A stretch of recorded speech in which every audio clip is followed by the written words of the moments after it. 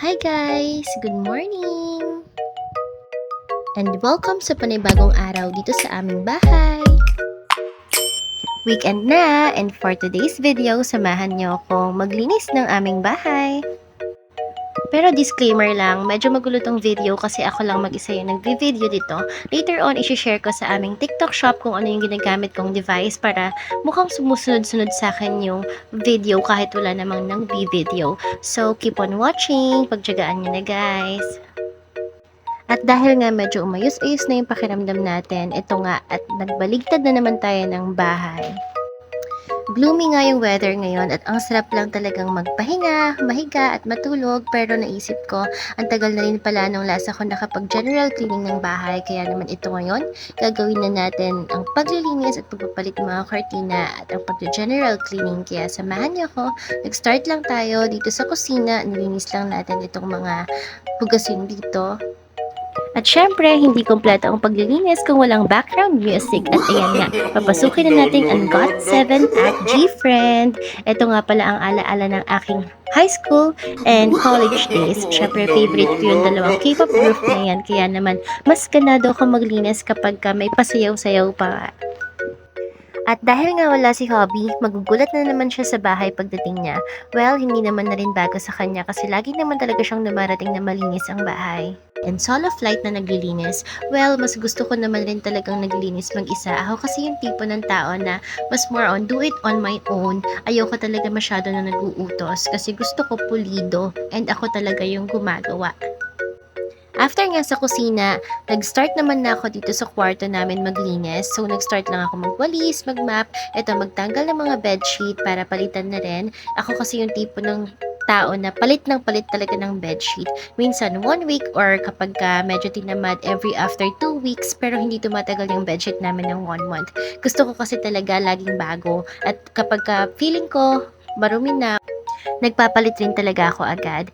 Ewan ko ba, hindi ako kontento kapag yung bedsheet na nagtatagal ng more than 2 weeks.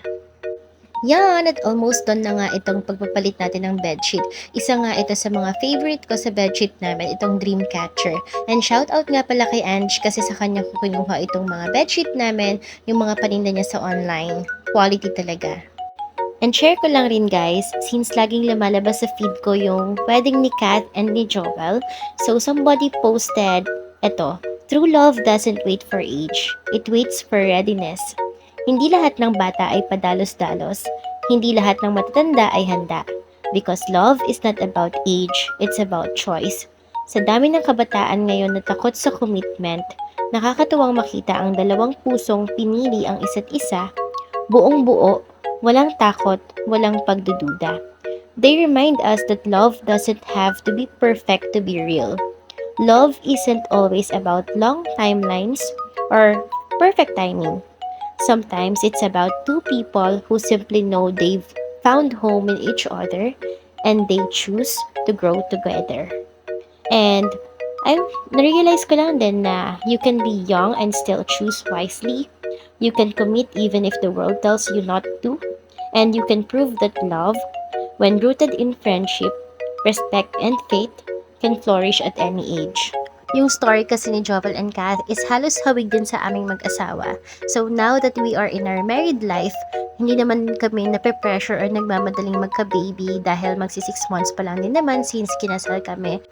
And since hindi pa naman kami ganun ka-financial stable sa ngayon, alam namin na kapag dumating yung time na binigyan na kami ng baby, talagang maiiba na yung priority namin. Pero syempre, bilang responsible parent, gagawin din namin lahat para mabigay yung mga needs ng future kids namin. At alam namin na ibibigay rin sa amin yun ni Lord in God's perfect timing.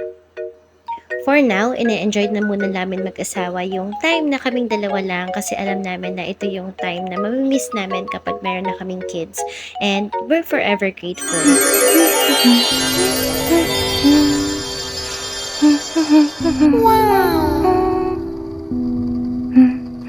At dahil nga sa kakakwento ko sa inyo, eto na nga ang final look ng aming bahay.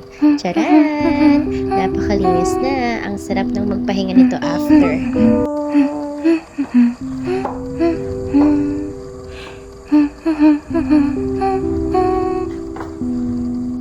Noon, pangarap ko lang ito. Pero ngayon, nandito na. Malayo na nga kami, pero alam naming malayo pa. At dahil dyan, patuloy lang kami magsisikap mag-asawa at palagi naming iaalay kay Lord ang lahat ng mga blessing na ito. Thank you, Lord, for this another wonderful day naman na naging makabuluhan.